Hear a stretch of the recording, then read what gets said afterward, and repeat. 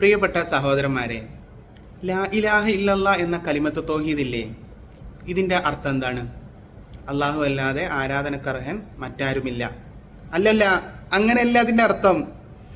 നിങ്ങൾ മദ്രസ പഠിച്ചണോ? 2ാം ക്ലാസ്സിലും 3ാം ക്ലാസ്സിലൊക്കെ നിങ്ങൾ പഠിച്ചിട്ടുണ്ടോ? ചെറിയ കുട്ടികൾക്കും അറിയാമെന്നോ?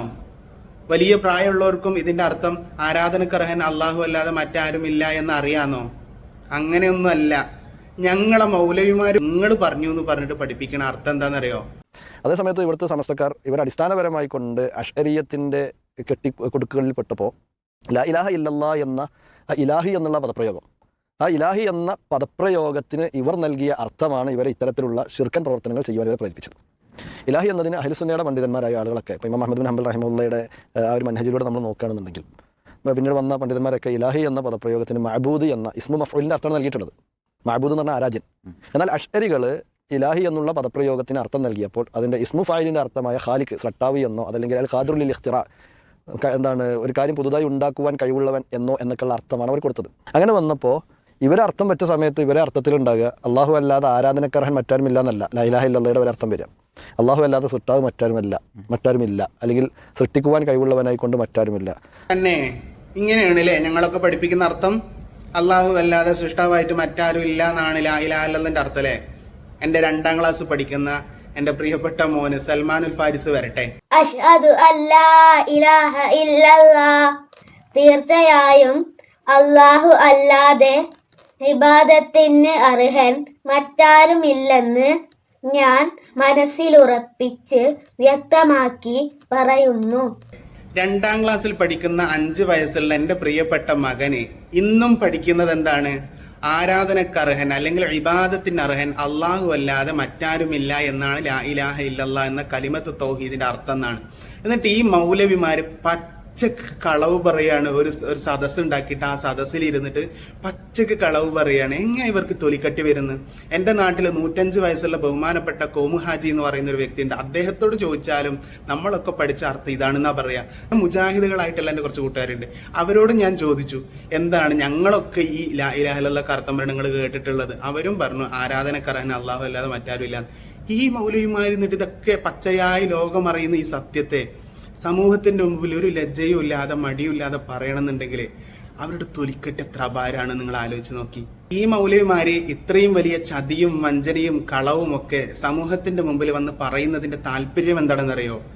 സുന്നികളായിട്ടുള്ള മുഅ്മിനീങ്ങളായിട്ടുള്ള നമ്മളൊക്കെ മക്കയിലെ അബൂജഹല്, ഉത്ബത്ത്, ഷൈബത്ത് പോലെയുള്ള ഇസ്ലാമിന്റെ ശത്രുക്കളായിട്ടുള്ള മക്കാ മുശ്രിക്കുകളെക്കാളും മോശപ്പെട്ട ആളുകളാണ് എന്ന് വരുത്തി തീർക്കാൻ വേണ്ടിയിട്ടാണ്. നമ്മൾ ജാഹിലി കാലഘട്ടം എന്നാണല്ലോ ആ കാലഘട്ടത്തിൽ പറയുന്നത് ഇവർ അജ്ഹലുകളാണ്. കാരണം എടുക്കണ പണി എന്താ എന്ന് പോലും അറിയാത്ത മഹാവിഡിത്തം എടുത്തുകൊണ്ട് അവർ എന്താക്കുന്നു, ഞങ്ങൾ മക്കാ മുശ്രിക്കുകളെ പോലെ അല്ല എന്ന് പറയുന്നത്. അപ്പോൾ ഇത് യഥാർത്ഥത്തിൽ മക്കാ മുശ്രിക്കുകളെക്കാളും വളരെ മോശപ്പെട്ട അവസ്ഥയിലാണ് ഇവരെന്താക്കുന്നത്, ഈ കാര്യങ്ങൾ ചെയ്തുകൊണ്ടിരിക്കുന്നത് എന്നതാണ് നമ്മൾ എപ്പോഴും എന്താക്കേണ്ടത്, മനസ്സിലാക്കേണ്ടത്. നമ്മളൊക്കെ മക്കയിലെ മുശ്രിക്കുകളെക്കാളും മതപ്പതിച്ചവരാണ്, അവർ കുറച്ചും കൂടി ഡീസന്റ് ആണ് എന്നാണ് ഈ മൗലവി പറയണത്. എന്തൊരു വിരോധാഭാസമാണ് നോക്ക്. ഒരു വിഭാഗം മുസ്ലിം സമൂഹത്തെ ഇസ്ലാമിൽ നിന്ന് പുറത്താക്കാൻ വേണ്ടിയിട്ട് മജ്ലിസുകൾ സംഘടിപ്പിക്കുക, പ്രഭാഷണങ്ങൾ നടത്തുക, വട്ടം കൂടിയിരുന്ന് ചർച്ചകൾ നടത്തുക. ഈ മൗലവിമാർക്ക് ഇതല്ലാതെ വേറെ പണിയില്ലേ? എന്തിനാണ് മുസ്ലിമീങ്ങളായ ആളുകൾ ഇസ്ലാമിൽ നിന്ന് പുറത്താണ് എന്ന് പറയുമ്പോൾ നിങ്ങൾക്ക് എന്ത് സുഖമാണ് കിട്ടുന്നത് അതിൽ നിന്ന്?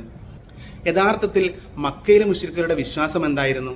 അള്ളാഹിന്റെ റസൂല് പരിശുദ്ധ ദീനുമായി അവരുടേക്ക് വന്നത് ലാ ഇലാഹ ഇല്ലല്ലാ, അള്ളാഹു അല്ലാതെ ആരാധനക്കർഹൻ മറ്റാരുമില്ല എന്ന് പറയാനല്ലേ?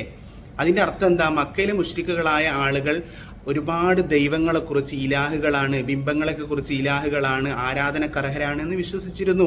അപ്പൊ ആ വിശ്വാസം തെറ്റാണ്, അങ്ങനെ വിശ്വസിക്കരുത് എന്ന് പറയാനാണ്. എന്നിട്ട് ആ വിശ്വാസം പുൽകിയ മക്കാ മുശ്രിക്കുകളെ പോലെയാണ് സുന്നികളായ നമ്മളൊക്കെ എന്ന് വരുത്തി തീർക്കുന്നു. ഞാൻ ചോദിക്കുന്നത്, ലാ ഇലാഹ ഇല്ലല്ലാ എന്ന് വിശ്വസിക്കാത്ത ഏത് സുന്നിയാണ് നമ്മുടെ നാട്ടിലുള്ളത്? നിങ്ങൾ ഏതെങ്കിലും സാധാരണക്കാരനായ ഒരു മനുഷ്യനോട് ചോദിച്ചു നോക്ക്, ഓരും പറയും ലാ ഇലാഹ ഇല്ലല്ലാ എന്ന്, മനസ്സറിഞ്ഞ് പറയും. എന്നാൽ നിങ്ങൾ ഇന്ന് കാണിക്കേണ്ടത് ലാ ഇലാഹ ഇല്ലല്ലാ എന്ന് വിശ്വസിക്കുന്ന ഒരു മക്കയിലെ മുശ്രിക്കിനെ നിങ്ങൾക്ക് കാണിക്കാൻ കഴിയുമോ? നമ്മുടെ ഉസ്താദുമാരൊക്കെ സംവാദങ്ങളിലും പ്രഭാഷണങ്ങളിലും ഖണ്ഡനങ്ങളിലൊക്കെ ധാരാളം പ്രാവശ്യം ചോദിച്ചാണ്, ഞങ്ങൾ ആയ സുന്നികളും അതുപോലെ തന്നെ മക്കയിലെ മുശ്രിക്കുകളും ഒക്കെ ഒരുപോലെയാണ് നിങ്ങൾ പറയുന്നുണ്ട് എങ്കിൽ ലാ ഇലാഹ ഇല്ലല്ലാ എന്ന് വിശ്വസിച്ച് അള്ളാഹു അല്ലാതെ മറ്റാരും ഇലാഹുകളില്ല എന്നും മഹാന്മാരായ ഔലിയാക്കന്മാരും പ്രവാചകന്മാരും അള്ളാഹുവിന്റെ അടിമകളാണ് എന്നും ഞങ്ങൾ എന്തെങ്കിലും സഹായം ചോദിച്ചിട്ടുണ്ടെങ്കിൽ ആ സഹായം ലഭിക്കാൻ ഈ മഹാന്മാരൊക്കെ കേവലം കാരണക്കാർ മാത്രമാണ് എന്നും വിശ്വസിക്കുന്ന ഞങ്ങളെ സംബന്ധിച്ചിടത്തോളം ഇതേ വിശ്വാസമാണ് മക്കയിലെ മുശ്രിക്കുകൾക്കും എന്ന് നിങ്ങൾ പറയുന്നുണ്ടെങ്കിൽ നിങ്ങൾ കാണിക്കൂ ലാ ഇലാഹ ഇല്ലല്ലാ എന്ന് വിശ്വസിക്കുന്ന ഒരു മക്കയിലെ മുശ്രിക്കിനെ നിങ്ങൾ കാണിക്കുക. ഇതൊക്കെ ഇവർക്ക് അറിയാഞ്ഞിട്ടല്ല, ഇതൊക്കെ ഇവർക്ക് അറിയാം. എന്നാൽ മക്ക മുശ്രിക്കുകളെ സംബന്ധിച്ചിടത്തോളം ഇലാഹി എന്ന് പറഞ്ഞാൽ മഅബൂദാണെന്നുള്ള വിശ്വാസം അവർക്കുള്ളത് കൊണ്ട് തന്നെ ഇബ്രാഹിം നബിനോട് ചോദിച്ചാലും ഇസ്മായിൽ നബിനോട് ചോദിച്ചാലും അതുപോലെ തന്നെ ലാത്തയോട് ചോദിച്ചാലും ഉസ്സയോട് ചോദിച്ചാലും ഒക്കെ ഷിർക്കാണ്. പക്ഷെ ആ ഷിർക്ക് ഞങ്ങൾ ചെയ്യുന്നുണ്ട് എന്നുള്ളതാണ്. അതെ, അള്ളാഹു അല്ലാത്ത ആളുകളെ ആരാധനക്കർഹരാണ് എന്ന് വിശ്വസിച്ചുകൊണ്ട് അവർ സഹായങ്ങൾ തേടി, അതുകൊണ്ട് തന്നെ അത് ഷിർക്കാണ്. ഇത് ഇയാൾക്ക് തന്നെ അറിയാം, ഇത് അറിയാഞ്ഞിട്ടല്ല. എങ്ങനെയെങ്കിലും സുന്നികളായ മുഅ്മിനീങ്ങളൊക്കെ മുശ്രിക്കായി കാണുമ്പോൾ അവർക്കൊരു പ്രത്യേക മാനസിക സുഖാണ്. അതിന് വേണ്ടിയിട്ടാണ് ഇയാൾ തന്നെ പറയണോക്ക്.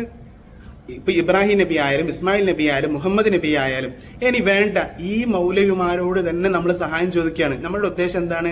ഇവര് മഅബൂദാണ്, ആരാധനക്കർഹരാണെന്ന് വിശ്വസിച്ചാൽ ലാ ഇലാഹ ഇല്ലല്ലാ എന്ന അടിസ്ഥാന തൗഹീദിനെതിരാണ്. അള്ളാഹു അല്ലാത്ത ഇലാഹ ഉണ്ട് എന്ന് വിശ്വസിച്ചിട്ടാണ് ചോദിക്കുന്നത്. അപ്പോൾ എന്താവും? ഷിർക്കാവും. ഇതെല്ലാവർക്കും പച്ചയായി അറിയുന്ന യാഥാർത്ഥ്യമാണ്. മക്കയിലെ മുശ്രിക്കുകളും അങ്ങനെ തന്നെയാണ് തേടിയതൊക്കെ. അള്ളാഹു അല്ലാത്ത ഇലാഹുകളുണ്ട്, അവർ ഇലാഹുകളാണ് എന്ന് വിശ്വസിച്ചുകൊണ്ടാണ്. പരിശുദ്ധ ഖുർആനിൽ തന്നെ പറഞ്ഞു വത്തഖദു മിൻ ദൂനില്ലാഹി ആലിഹ. അള്ളാഹു അല്ലാതെ ഇലാഹുകളെ സ്വീകരിച്ചതുകൊണ്ടാണ് അവർ മുശ്രിക്കുകളായത്. അങ്ങനെ വിശ്വസിക്കുകയും അവരോട് സഹായം ചോദിക്കുകയും അവർക്ക് വേണ്ടി കർമ്മങ്ങൾ ചെയ്യുകയും ചെയ്തപ്പോൾ അവർ ഷിർക്കായി, മുശ്രിക്കായി.